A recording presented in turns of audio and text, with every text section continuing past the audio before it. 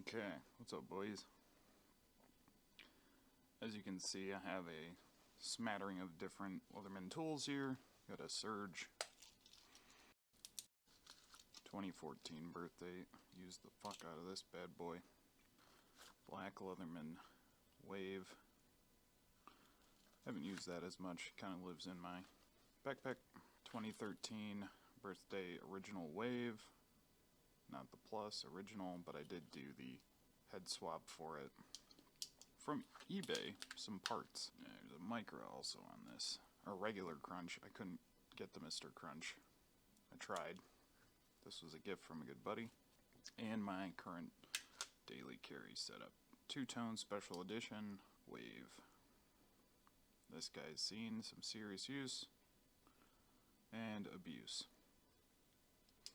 However, when I show you these base couple of tools, the value proposition is immediately understandable for almost all of them, each in their own way. I really feel like the Surge probably has the best value proposition of any of the multi-tools that Leatherman makes. It's a fantastic dollar for dollar multi-tool. Seems as though Leatherman has begun to swap their focus to extremely expensive high-end colorways or fancy editions. Titanium nitride finish. These were $200 at the time. However, they sold out immediately. And I say all that to say this.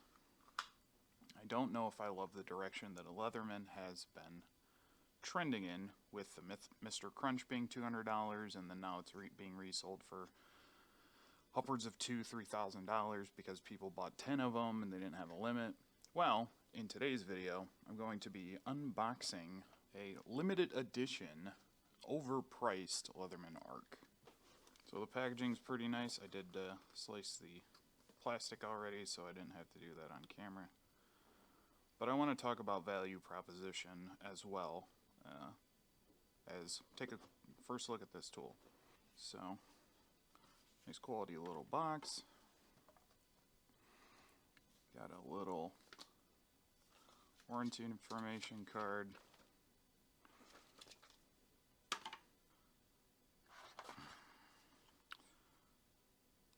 Premium leather, yeah. I don't know if I would say premium. This one's 10 plus years old and still feels nicer than this. It's a little flimsy. Get a bit kit with, or half a bit kit, missing the one that's in the tool. No additional micro driver. And the tool. This is their Obsidian colorway.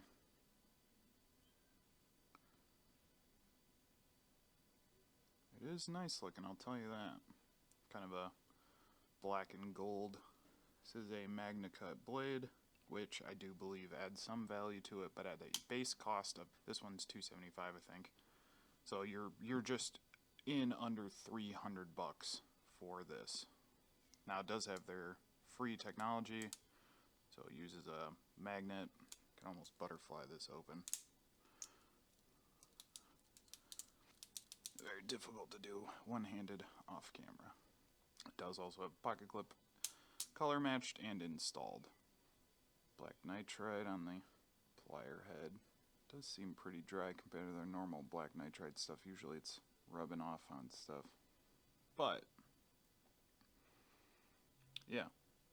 Do you think that the drop culture and limited edition stuff has ruined knife companies, tool companies? Do you think this is worth $300? Magna Cut blade, one-handed deployment of external tools.